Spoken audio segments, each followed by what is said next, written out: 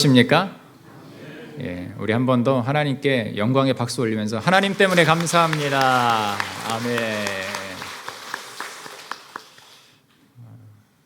감사거리를 한번 찾아봤습니다. 전반기 때 뭐가 감사할까? 여러 가지 것들이 참 많았는데 뭐 정말 감사한 것들, 요즘 홈페이지를 이렇게 한 번씩 들여다보면서 작년 1월 1일부터 또 새 가족으로 등록하셨던 분들 얼굴을 제가 자주 봅니다. 그래서 이 성도님 또 등록하셨다가 뭐 또 그 사이에 또 1년 반 만에 이사 가신 분들도 계시고 그렇지만 한 걸음 한 걸음 주님 안에 온전하게 정착하시고 또 성숙하게 또 서시는 성도님들을 볼 때마다 참 감사하다라는 생각을 했습니다.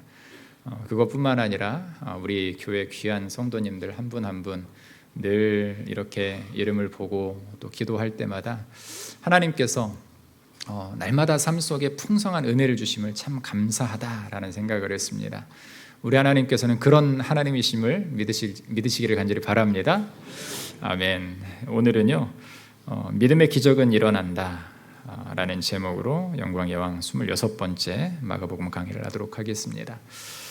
우리의 인생에서 가장 중요한 주제가 있다면 무엇일까요? 여러 가지 주제들, 개인마다 조금씩은 차이가 있겠지만 결국에 가장 큰 문제는 고난이라는 단어가 아닐까 싶습니다. 그렇기 때문에 이 고난의 골짜기를 지나가지 않는 사람은 아무도 없다라는 거죠. 남녀노소 빈부의 격차를 막론하고 고난은 우리의 삶 가운데 반드시 찾아오는 또 과정 중에 또 언제 어디에서 들이닥칠지 모르는 풍파와 같은 것입니다. 그러므로 그 인생의 성공 여부는 이 고난의 문제를 우리가 어떻게 극복하느냐에 달려 있다고 해도 과언이 아닙니다. 어떤 사람들은 고난을 통해 자신의 삶을 발견하고 축복을 일궈내는가 하면은 또 어떤 이들은 그 고난 앞에서 속절없이 무너지는 것들을 때로는 볼 수가 있습니다. 우리보다 인생을 앞서 산 철학자들은 이 인생에 대한 깊은 성찰을 통해서 이런 글들을 남겼습니다. 어떤 이는요, 인생은 댄스보다는 씨름에 가깝다. 여러분, 인생이 춤추는 것 같습니까? 아니면 씨름 같습니까? 예, 다들 동의하시죠? 씨름 같다라는 느낌. 또 어떤 철학자는요, 이 세상에 태어난 것이 불행이고 산다는 것은 고통이고 죽는 것은 슬픔이다 라고 이야기를 한 사람도 있습니다. 또 어떤 사람은 희노애락이 오고 가고 뒤엉켜서 인생의 교향곡이 연주되는 것이다 라고 말을 하고 정의를 합니다. 참 멋진 말들이지만 이 사람들의 대답들을 보면 정답을 알지 못하는 사람들의 말이 아닌가라는 생각을 해봤습니다. 그렇다면 여러분들은 이 인생을 어떻게 정의하고 싶으십니까? 우리 인생 가운데 반드시 찾아오는 고난을 여러분 어떻게 대처할 것인가? 오늘 본문을 보면요, 이 고난 가운데 처한 두 사람이 등장을 하고 있습니다. 그런데 그들의 신분은 정반대입니다. 한 사람은 당시 권력층의 존경을 받았던 회당장인 반면에 한 사람은 가난한 병자였습니다. 본문의 회당장 이름은 이로가 아니라 야이로라고 기록이 되어 있습니다. 그런데 또한 이 병자, 가난한 병자, 혈루증을 앓던 여인은 이름조차 소개되지 않는 아주 비천한 신분이다라는 것이죠. 여기서 예수님께서는 우리가 이 본문을 따로따로 떼어서 두 개를 볼 수도 있지만 왜 긴 본문을 하나로 합쳤을까를 오늘 이 이름에서부터 우리는 그 이유를 알 수가 있죠. 신분의 차이에도 불구하고 두 사람은 똑같이 극심한 고난 가운데 현재 시달리고 있다는 것이에요. 여러분, 이것이 바로 고난의 특징입니다. 고난은 가난하고 헐벗은 사람에게만 찾아가는 것이 아니라 돈이 많고 부자 또 권력자, 믿음이 좋은 사람에게도 골고루 찾아가는 것, 이것이 바로 고난이다라는 것이죠. 여러분, 회당장에게는요 12살 먹은 사랑하는 딸이 있었습니다. 그런데 그 딸이 어느 날부터 아프기 시작합니다. 돈도 있고 지위도 있었기에 모든 방법을 다 동원해 보았지만 어떤 의사도 그 원인을 밝혀내지 못한 채 급기야는 딸이 거의 죽을 지경에까지 이르게 되었습니다. 그 밤을 넘기지 못할 것 같은 급박한 상황에서 그는 예수님께 찾아와 무릎을 꿇고 엎드립니다. 다른 한 사람은 어떻습니까? 혈루증을 앓는 여인이었습니다. 혈루증이라는 병이 무엇일까? 몸에서 피가 멈추지 않는 병으로 우리가 알고 있지만 현대 의학에서 바라보면 이 자궁누공이라는 병명을 사용을 하고 있습니다. 뭐냐면 여성들의 이 아이를 낳은 후에 이 자궁에 구멍이 생기면서 그곳에 이 피가 흐르는 병, 그래서 그곳에 여러 이물질들이 쌓이면서 피가 멈추지 않음과 동시에 많은 이물질들이 몸에 쌓여가면서 정말 어느 누구도 다가가지 못할 냄새가 나고 사람들이 결코 좋게 봐주지 못할 그런 상황에 펼쳐진 사람이다라는 것이요. 그런 병입니다. 그런데 이 병이 치유되지 않으니까 무려 12년이라는 시간 동안 고통 속에 거하고 있는 여인이었습니다.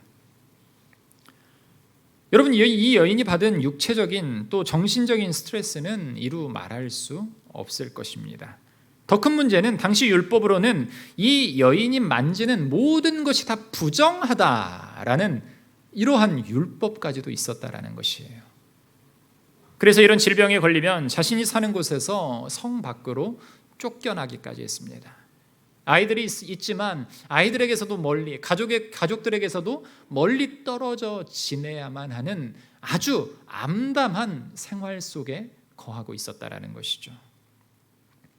가족을 떠나 오랜 기간 외롭게 살아온 이 여인에겐 말할 수 없는 고난의 삶의 연속이었다라는 것입니다. 희망이 없는 삶. 그런데 오늘 본문을 통해서 예수님은 우리에게 절망이 바로 기쁨으로 변화되는 것을 보여주고 계신다라는 것입니다. 여러분 함께 따라해 보실까요? 믿음의 기적은 일어난다. 우리 옆에 분들 한번 다시 한번 바라보시면서 믿음의 기적은 일어납니다. 아멘. 이 말씀을 믿으십니까? 이런 절망적인 상황 속에 있는 여인에게 믿음의 기적이 일어난다라는 것이에요. 여러분 오늘 본문은요, 인생의 고난에 대해서 이야기를 합니다. 건강의 문제, 또 경제적인 문제, 또 자녀의 문제, 관계의 문제, 또 영혼의 문제. 이것이 우리의 인생이지만 믿음으로 나아갈 때 어떤 기적이 일어나는지 여러분 오늘 본문을 통해서 함께 생각하며 은혜 받는 귀한 시간 되기를 간절히 바랍니다. 첫 번째로 생각해 볼 것은요, 믿음으로 나아가라라는 것이에요. 먼저 오늘 본문은요, 우리 인생에 찾아오는 고난에 올바로 대처하기 위해서는 믿음으로 나아가야 된다라는 것을 분명하게 말씀하고 있습니다. 본문의 두 사람이 인생의 극한 고난 속에서 취한 이 공통적인 행동이 무엇이었습니까? 바로 예수님께 나아온 것이었어요. 두 사람이 예수님께 나오는 것은 여러분들 생각보다 쉬운 일이 아니었습니다. 야이로는 어떤 사람이었는가? 회당장이었습니다. 당시 예수님에 대한 유대인 지도층의 반응은 그렇게 호의적이지가 않았습니다. 적대적이었습니다. 모든 동료들이 인정하지 않는 상황에서 예수님을 찾아가 무릎 꿇는 일은 여러분 결코 쉬운 일이 아니었습니다. 이번에 이 불가리아 를 갔다가 중간에 이 터키에서 환승을 하는 때가 있었어요. 그래서 터키 시내를 9시간이라는 시간이 있어서 잠시 도는 시간이 있었습니다. 이 터키에 가면은요, 뭐가 가장 먼저 눈에 띄냐 하면은 회당이 눈에 띄어요. 이 이슬람 성전들. 그런데 그 성전이 이 뭡니까? 기둥이 5개짜리가 있고 4개짜리가 있고 또 2개짜리가 있고 3개짜리가 있어요. 그런데 이 이스탄불 안에 어디를 보아도 보는 곳곳마다 우리나라의 교회 십자가탑이 보이듯이 그곳에는요, 루미 이름을 제가 정확히 기억은 못하겠는데 여러분 그 기둥들이 각 지역마다 아주 정교하게 만들어져서 있다라는 거죠. 뭐냐면 동네마다 이슬람 사원들이 있다라는 것이에요. 이것이 바로 유대교 전통에서 또 이 이단으로 빠진 이 이슬람의 전통에 세워진 사원들입니다. 회당장이라는 거, 여러분 그것을 대표하는 사람, 율법을 알고 율법 가운데 율법을 가르치는 사람이 그 당시에 적대시하는 예수 그리스도를 찾아온다라는 것은요, 여러분 상상할 수 없는 일이었습니다. 그런데 지금 이 회당장 야이로는 예수님을 찾아왔다라는 거예요. 여러분, 그런데 23절 말씀을 보면요, 뭐라고 하냐면 간곡히 구하여 이르되 라고 말을 합니다. 여러분, 이 말 속에서, 이 단어 속에서 우리가 생각해 볼 수 있는 건 무엇인가? 이 야이로라는 사람은 예수님의 능력을 절대적으로 믿고 있다는 사실입니다. 아멘? 여러분, 율법을 온전히 몸으로 받아들이고 그것을 말하고 선언하고 가르치는 사람에게 예수 그리스도를 인정한다는 것은요, 결코 쉬운 일이 아니에요. 그런데 그의 여러 상황들, 이 본문에는 나타나지 않지만 그가 예수님 앞에 나오기까지 얼마나 수많은 고민들과 번민과 고뇌가 있었을까라는 생각을 해봅니다. 여러분, 그가 표현해내는 이 한 단어, 간곡히 구하여 이르되, 간구하고 있다라는 것이에요. 이것은 무엇을 말하고 있는가? 모든 나의 자존심을 다 내려놓고 주님만을 믿고 주님만을 바라보고 주님께만 의지하겠습니다 라는 거룩한 고백이다라는 것이에요. 그런데 재밌는 것은요, 예수님은 모른 척 하십니다. 누군가 나에게 와서, 어떤 스님이 저에게 와서 목사님, 저는 죄인입니다 라고 고백을 하면 제가 무시하고 돌아설 수 있을까요? 쉽지 않은 거예요.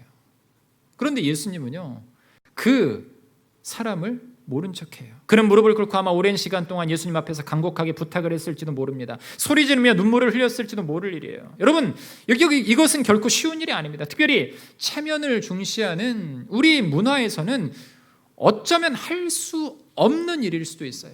내 자존심 때문에 지금 이 앞에 해답이 있고 이 앞에 우리의 문제를 해결할 수 있는 방법이 있음에도 불구하고 그것을 찾아가지 못하는 것, 이것이 어쩌면 우리의 마음이 아닌가, 우리의 모습이 아닌가 생각해 봐야 됩니다. 그런데 야이로는 그런 생각을 할 여유조차 없었다라는 것이에요. 왜냐하면 자신이 사랑하는 딸을 살려야 하기 때문에 그는 예수님 앞으로 나아왔습니다.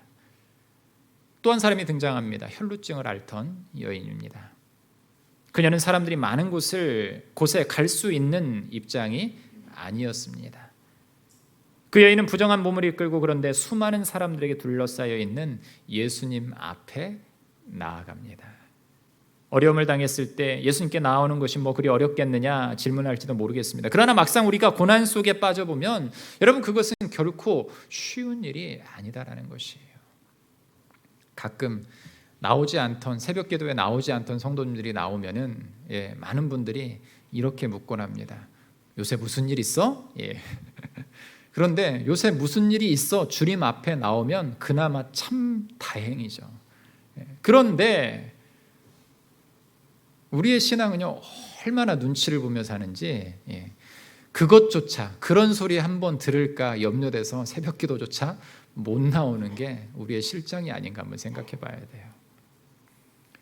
여러분, 어려움을 당했을 때 예수님께 나오는 것이 뭐 그리 어렵겠느냐 질문할 수도 있습니다. 그러나 막상 우리가 고난에 빠져보면 여러분, 그것이 그렇게 쉬운 일이 아니다라는 것이죠. 과거 나에게도 고난이 닥쳤을 때 기억을 한번 돌이켜 보십시오. 극심한 고난 가운데 있을 때 취한 첫 번째 행동이 무엇이었습니까?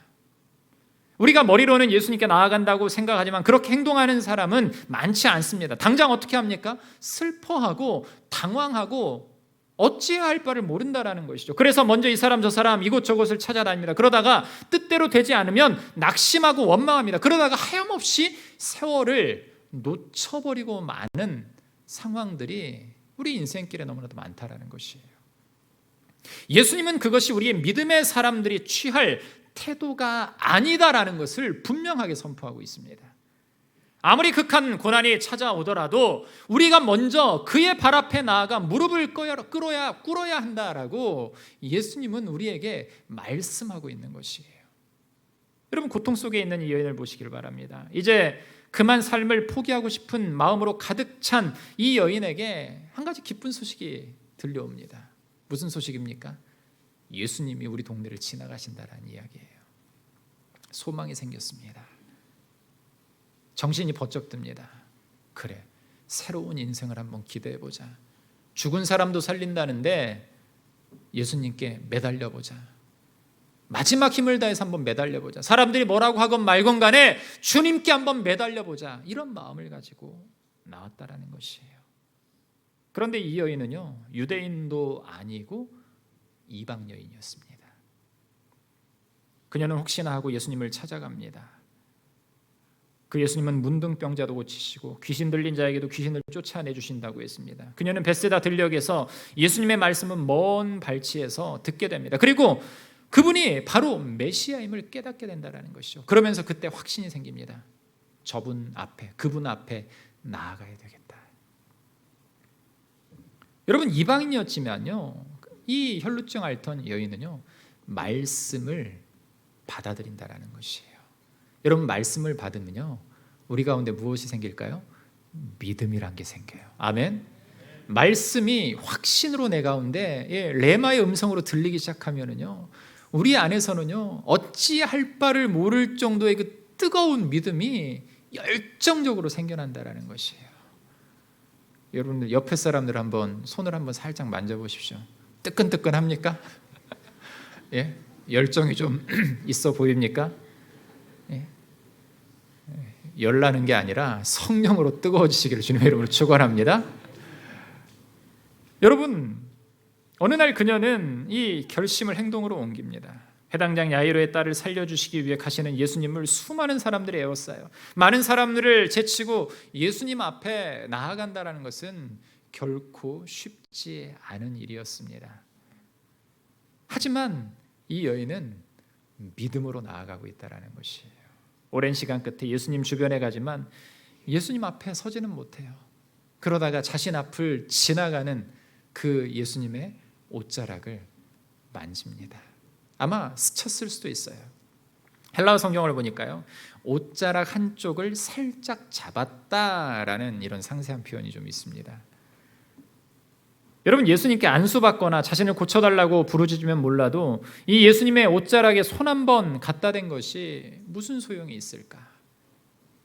이성적으로는 이해가 안 되는 이야기입니다. 그런데 이 여인은 왜 예수님의 옷자락에 손을 살짝 갖다 대었을까?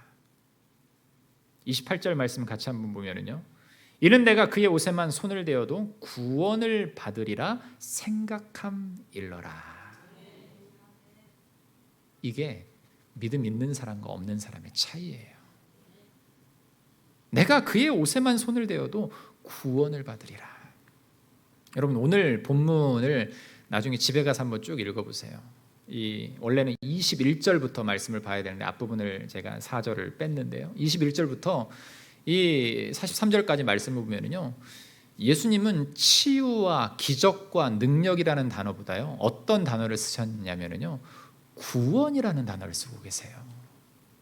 단순히 사람 한 명을 고치는 것에서 끝나지 않으시고 그 영혼을 완벽하게 살리시는 놀라운 역사를 여러분 보여주고 계신다라는 것이에요. 제가 이 말씀을 쭉 생각해 보면서 이 여인의 마음을 한번 깊이 한번 고민해 봤습니다. 이 여인, 내가 그의 옷에만 손을 대어도 구원을 받으리라. 여러분, 누가 지금 구원이라는 단어를 말하고 있습니까? 이 여인이 말하고 있어요. 벳세다 광야에서 예수님의 말씀을 들었을 것이에요. 소문을 들었을 것이에요. 그러면서 그 말씀이 들어오면서 예수님께서 가르치신 이 선포하신 말씀이 무엇이었을까? 저는 이 구원이라는 것에 대해서 예수님께서는 말씀하셨을 것이라고 상상을 한번 해봅니다. 이 여인은 그걸 깨달은 거죠. 육신의 회복을 떠나서 구원받는 것이 우선이구나라는 것을 분명하게 깨닫고 있다는 사실이에요. 여러분, 자신이 손댄 사람은 다 부정해진 것을 그녀는 알았습니다. 그러나 그녀는 주님을 믿었습니다. 예수님 주변에 참 많은 사람들이 몰려들었습니다. 그러나 그 많은 군중들 중에 믿음 가진 자는 없었다라는 것이에요. 다 무엇을 바라보고 나온 것이에요? 육신의 치유만을 원했다라는 것이죠. 여러분, 이게 우리의 모습이 아닌가 한번 돌이켜봐야 됩니다. 구원이라는 단어, 예수를 믿는다라는 것은요, 구원받기 위함이고, 구원받은 자들이 예수 그리스도를 소망하면서 저 천국을 소망하면서 하나의 공동체로 모여서 그 공동체가 더욱더 복음 전파하는 일에 최선을 다해야 됨에도 불구하고 아직도 우리의 마음이 주님께 무엇인가를 바라고 원하는 1차적인 그런 믿음의 이 계단에서 2차적인 이 구원의 반열에 올라서지 못한다라고 하면은요, 여러분, 우리의 믿음을 다시 한번 돌이켜봐야 돼요. 그런데 오늘 이 이방 여인, 특별히 병자, 사람들과 함께 하지 못하는 이 여인에게서는요, 무엇을 발견합니까? 구원을 열망하는 모습을 발견하고 있다는 것이에요. 예수님 주변엔 참 많은 사람들이 몰려들었습니다. 그런데 그 많은 군중들 중에 믿음 가진 자는 없었다라는 것이에요. 그들은 단지 예수님의 이적에 끌려서 예수님 주위로 몰려들었습니다. 그 많은 사람들 가운데 그날 믿음을 가지고 예수님께 손을 갖다 댄 사람은 이 여인뿐이었다라는 것이에요. 손을 갖다 대자 어떤 놀라운 일이 일어납니까? 29절 말씀 같이 한번 읽어볼까요? 29절입니다. 이에 그의 혈로 근원이 곧 마름에 병이 나은 줄을 몸에 깨달으니라. 아멘. 아멘. 여러분, 이 여인이 몸이 병이 나은 줄을 깨달았다라고 해요. 손만 갖다 댔는데. 그런데 이 병이 나은 것을 안 사람은요, 여인뿐만이 아니었습니다. 예수님께서도 아셨죠. 그래서 30절에 뭐라고 예수님이 물으십니까? 누가 내 옷에 손을 대었느냐? 여러분, 제자들이 기가 막힙니다. 예수님, 이렇게 많은 사람들이 예수님을 밀치고 당기고 만지고 하는 것을 보시면서 누가 예수님 옷에 손을 댔다고 하시는 겁니까? 우리가 생각해 봐야 될 것은요, 많은 사람들이 예수님을 만졌을 거예요.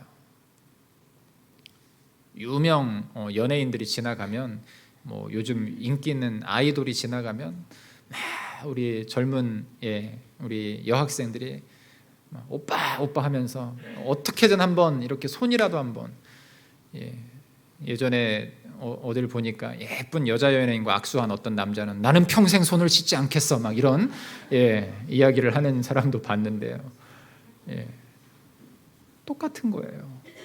그런데 그냥 좋아하고 그냥 내가 원하는 것만 바라고 예수님을 만진 사람과 구원을 열망해서 만진 사람의 차이를 주님은 분명하게 아신다라는 것이에요. 여인은 자기에게 이루어진 일을 알고 두려워하며 떨며 주님 앞에 나와서 모든 사실을 말합니다. 기적을 체험한 거예요. 여러분, 여인의 인생에 닥친 이 해결되지 않았던 문제, 고난을 무엇이 해결을 해 주었는가? 많은 사람들은 물질이면, 돕는 사람이면, 내 지식이면 해결될 거라고 생각합니다. 그런데 그것은 착각입니다. 모든 문제 해결은 바로 우리 예수 그리스도이심을 여러분들 믿으시기를 바랍니다. 그래서 34절에 주님은 이렇게 말씀을 하고 계세요. 예수께서 이르시되, 같이 읽겠습니다. 따라 내 믿음이 너를 구원하였으니 평안히 가라. 내 병에서 놓여 건강할지어다. 아멘. 이 말씀을 믿음으로 받으시기를 주님의 이름으로 축원합니다. 제가 제일 좋아하는 말씀이거든요. 따라 내 믿음이 너를 구원하였으니 평안히 가라. 내 병에서 놓여 건강할지어다. 아멘. 여러분에게 이런 믿음이 충만하기를 간절히 원합니다. 우리가 주님께 나아가면 인생의 모든 문제를 다 해결해 주실 것을 우리는 믿어야 된다는 거예요. 이 말씀이 오늘 우리에게 주시는 메시지입니다. 예수님께 믿음으로 나아가는 우리가 온전히 되기를 주님의 이름으로 축원합니다. 두 번째로 생각해 볼 것은 무엇인가? 예수님이 해결하신다라는 사실입니다. 우리가 고난의 문제에 올바로 대처하기 위해서는요, 주님의 해결 방법을 믿어야 된다는 사실이에요. 35절부터 이 야이로라는 시점으로 성경을 보면 여러분, 우리는 재밌는 사실을 하나 발견할 수가 있어요. 예수님이 혈루증 여인을 고치신 사건은 야이로의 딸을 살리시기 위해서 그 집으로 가던 도중에 돌발적으로 생긴 일입니다. 우리가 읽진 않았지만 21절에서 25절 말씀을 보면요, 야이로가 먼저 찾아와서 깊은 사정을 이야기를 하고 예수님께 우리 집으로 제발 좀 가주세요 라고 부탁하고 있는 장면을 우리가 볼 수가 있어요. 죽을지 모르는 딸을 위해 모든 것을 내려놓고 마지막 수단으로 예수님께 찾아와 간구하는 모습, 그 모습에 주님은 반응하시면서 그의 집으로 가던 중이었습니다. 여러분, 이 상황을 묘사를 하면 지금 119 타고 의사를, 전국에서 제일 유명한 치유를 제일 잘하는 의사를 모시고 지금 가고 있는 중이에요. 그런데 중간에 어떤 환자가 119 앞에 딱 버티고 서면서 나 좀 도와주세요, 나 좀 살려주세요 하니까 119가 피해가지 않고 갑자기 멈춰서 지금 그 사람을 돌보고 있는 거예요. 여러분, 119를 탄 사람은 어떻습니까? 급박하다라는 거죠. 이 시각을 다투는 일이죠. 우리가 이야기하는 골든타임을 지금 딱 맞춰서 가고 있는데 잠시 잠깐 멈추게 되면 이 골든타임이 어떻게 되는 거예요? 깨져버리는 거예요. 골든타임이 배드타임이 돼버리는 겁니다. 야이로의 상황에서는 답답한 상황입니다. 그럼에도 불구하고 야이로의 모습을 보면요, 조용히 묵묵히 기다리는 모습을 우리는 성경을 통해 볼 수가 있어요. 그런데 결과는 어떻습니까? 그 기다림 속에서 가는 도중에 좋은 소식이 들려야 되는데 어떤 소식이 들립니까? 딸이 죽었다라는 거예요. 문제가 발생을 합니다. 여러분, 이런 고난이 우리 앞에 닥쳤을 때 우리의 태도, 우리의 모습은 어떻습니까?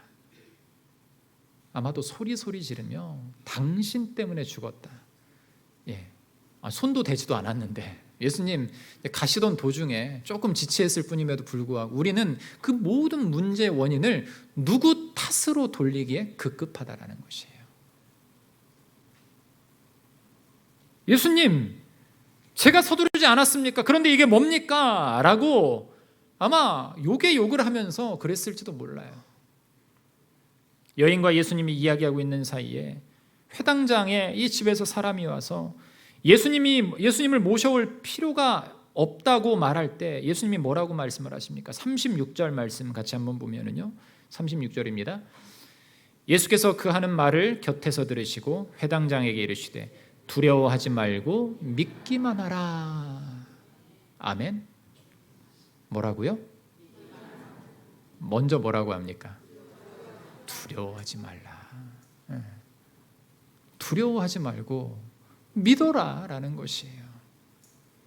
여러분, 이 말은요, 우리가 읽을 때는 굉장히 쉬운 말이지만 굉장히 우리의 이성으로는 절대 이해가 안 되는 거예요. 세상 사람들에게 이 말을 이야기를 하면 가짜야 가짜 이렇게 얘기하는 거예요. 그런데 예수를 아는 사람들, 예수님을 체험한, 구원을 경험한 우리들은요, 이 말이 바로 레마의 말씀으로 우리에게 다가온다라는 사실이에요. 아멘. 두려워하지 말고 믿기만 하라. 누구를 믿으라는 겁니까? 구원을 믿기만 하라는 거예요. 치유를 믿기만 하라는 거예요. 걱정하지 말라는 겁니다. 사랑하는 성도 여러분, 두려우십니까? 어떤 문제 속에서 될 것이라는 확신보다 안 될 것 같은 의심이 더욱더 많습니까? 예수님의 말씀을 여러분들 기억해 보시기를 바랍니다. 두려워하지 말고 믿기만 하라. 그러면서 예수님은 그 야이로의 집에 제자들 4명만 대동하고 들어가셔서 뭐라고 말씀을 하십니까? 소녀가 죽은 것이 아니라 잠잔다. 그러면서 그 소녀의 손을 붙잡고 뭐라고 말씀을 하세요? 달리다금 소녀야 일어나라. 예수를 믿을 때 기적은 우리의 삶 가운데도 일어남을 믿으시기를 간절히 바랍니다. 육신의 죽음도 영적인 죽음도 여러분 예수님을 만나면 일어나고 살아나게 된다는 사실이에요. 왜 우리는 고난 앞에 무너집니까? 그 이유 가운데 하나는 하나님을 어쩌면 내 삶 속에, 나의 계획 속에 이 틀을 맞춰버리기 때문에 그러는지 모릅니다. 성경에서 말하는 믿음은요, 인격적인 것이에요. 다시 말해서 하나님을 하나님으로 인정하는 것입니다. 그분이 나의 창조주시고 나의 구원자시고 나의 주인이심을 인정하고 그분의 뜻에 내 인생을 맡기는 것이에요. 그러나 우리는 모든 계획을 내가 세우죠. 내 계획 속에 내가 짠 것에서 조금만 틀어지면 걱정이 생기고 불안하고 상대방에게 이것을 맞추지 못할 때 어떤 사람들은요, 그 모든 것들을 다 토해내는 사람들도 있어요. 일이 이루어지는 시기도 방식도 내가 결정합니다. 그저 하나님은 내가 원하는 것을 들어주시기만 하면 됩니다. 그것도 내가 원하는 때에 내가 원하는 방식으로 하나님이 응답하셔야 돼요. 조금 빠르거나, 조금 빠르면 조금 이해는 하더라고요. 그런데 조금 늦으면 어때요? 이것도 아직도 안 들어주세요.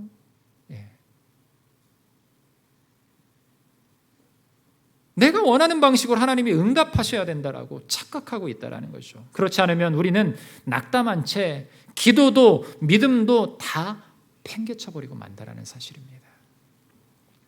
여러분, 이것은요, 성경이 말하고 있는 진짜 믿음이 아니에요. 그냥 샤머니즘일 뿐입니다. 기복신앙일 뿐이에요. 하나님 앞에 기도하는 것 같지만 가만히 보면 하나님을 내 손아귀에 쥐고 있는 것이에요. 하나님을 내 발 밑에 두고 살아가는, 내가 신보다 더 높은 위치에서 신을 조종하는 것과 같은 모습이다라는 것이죠. 하나님은 나를 도와주는 보조수단일 뿐입니다. 성경은 분명하게 우리에게 이것을 말하고 있어요. 그것이 믿음이 아니다. 여러분, 회당장의 입장에서 볼 때 예수님의 행동은요, 이해할 수 없는 모습입니다. 무릎까지 꿇어서 모시고 가고 있는데 이 급한 상황에서, 그것도 멀쩡한 사람도 아닌 부정한 여인과 대화를 하느라고 이 시간을 허비하고 있는 그런 모습.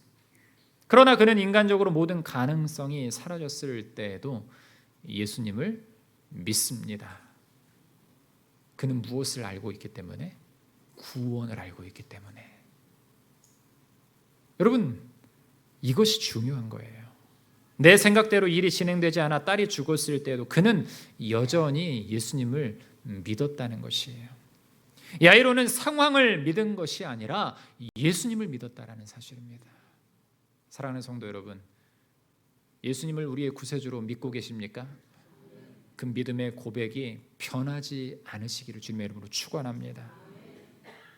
여러분, 이 놀라운 비밀, 예수 그리스도를 우리의 구세주로 고백하기만 하면 우리에게는 새로운 삶이 열린다라는 사실을 깨닫고 믿고, 때로는 힘들고 어려운 이 상황 속에서도, 우리의 현실 속에서도 그것을 이겨내고 이 너머에 있을, 죽음 너머에 있을 하나님의 거룩한 영광을 기대하면서 지금의 고난과 지금의 처한 현실들, 답답하고 주저하고 하나님이 정말 살아계실까라는 의심 속에 때로는 살아가지만, 그럼에도 불구하고 그 예수 그리스도만이 나의 구원자이시고 그분을 믿을 때 모든 것이 새롭게 길이 열림을, 영원한 길이 열림을 믿고 따라야 함에도, 여러분, 우리는 어떻습니까? 세상 사람들은 그런 모습을 바라보면 우리를 조롱하죠. 바보처럼 그게 뭐냐, 지금이나 잘 살면 되지. 요즘 젊은 청년들이 주장하는 게 뭡니까? 욜로족이라고 이야기를 하잖아요. 그 말에 이 욜로족이라는 것을 한마디로 평가하면 뭐냐면요, 나 혼자 잘 먹고 잘 살자예요. 잘 놀고 잘 먹고 잘 살자. 근데 하나님의 창조 원리를 보면은요, 나 혼자 잘 먹고 잘 놀고 잘 살면 그것은, 저는 그렇게 생각을 해요. 저는 분명하게 그렇게 생각하는데 그것은 죄라는 거예요. 하나님께서 만들어주신 이 영혼을 어떻게 하나님께 온전하게 드리며 하나님께서 말씀하신 그 말씀의 길을 따라 살아갈까를 우리는 심각하게 고민하면서, 때로는 내가 조금 힘들더라도 그 길을 따라 살아가야 되는 것이 바로 하나님의 창조물들이 걸어가야 되는 참된 길이다라는 것이에요. 여러분, 오늘 본문을 보면 예수님은 구원이라는 단어를 여러 번 사용하고 계십니다. 우리의 삶에 나타나는 기적은요, 단순히 우리의 삶이 평안하고 잘 사는 것에서 끝나는 것이 아님을 분명하게 말씀을 하십니다. 구원의 문제다라는 것이에요. 우리가 무엇을 바라보는가가 굉장히 중요합니다. 혈루증 여인도 야이로도 오직 예수 그리스도만을 바라보았다라는 것이에요. 예수님을 바라보면 치유와 회복은 이 기적으로 일어나는 것은 자명한 사실입니다. 아멘. 그러나 더 중요한 것은 구원 얻는다는 사실을 여러분들 기억하시기를 바랍니다. 혈루증 앓던 여인과 야이로는요, 주님의 제자로서 세움을 받았습니다. 주님의 기적을 맛보면 잊을 수 없기 때문에 구원의 감격이 우리 가운데 일어나면 우리는 절대 예수님을 떠날 수 없습니다. 왜냐하면 우리는 구원받은 백성이기 때문에 그 구원의 감격을 선포하고 싶어지기 때문에 그래요. 사랑하는 성도 여러분, 구원받으셨습니까? 구원받은 자들이 오늘 이 자리에 함께 모였습니다. 특별히 전반기를 감사하는 귀한 맥주 감사 주일입니다. 전반기를 돌아보면 얼마나 많은 감사가 있었습니까? 우리 교회도 많은 감사가 있습니다. 30년이 된 교회가 감사하고요. 많은 성도들이 또 등록해서 감사하고요. 좋은 일꾼이 뽑혀 감사하고요. 또 선교와 구제를 할 수 있어 감사하고, 주일학교들이 많이 없는 이 시대의 교회 가운데서 또 주일학교가 있어서 감사하고, 이렇게 함께 예배할 수 있어서 감사합니다. 여러분들이 그 감사의 주역이다라는 것이에요. 그런데 이 감사의 자리에 아무나 나올 수 있을까요? 아니에요. 구원받은 자들, 그리고 구원을 열망하는 자들이 함께 할 수 있음을 여러분들 기억하시기를 바랍니다. 주님이 여러분들을 택하셨다라는 것이에요. 모든 것은 믿음을 통해 일어난 이 기적의 주인공이 바로 예수님이심을 믿고 따르는 우리가 있었기에 우리 교회가 이처럼 세워질 수 있었고, 또 다른 30년을 우리가 또 계획하면서 나아갈 수 있다는 것이죠. 사랑하는 성도 여러분, 예수님을 바라보시기를 주님의 이름으로 축원합니다. 주님을 바라볼 때 기적은 일어납니다. 답답하고 어려운 현실 가운데도 주님이 함께 하시면 우리의 모든 삶은 하나님께서 정말 크고 놀랍고 비밀한 것들로 채우실 줄 믿습니다. 그 은혜의 자리에 함께 동역하는, 그래서 거룩한 구원을 우리의 것으로만 받아 누리는 것이 아니라 이제는 주님과 함께 동행하며 그 복음을 예수 그리스도처럼 온전하게 세상을 향해 마음껏 선포하며 살아갈 수 있는 우리 모든 믿음의 성도들 되시기를 주님의 이름으로 축원합니다.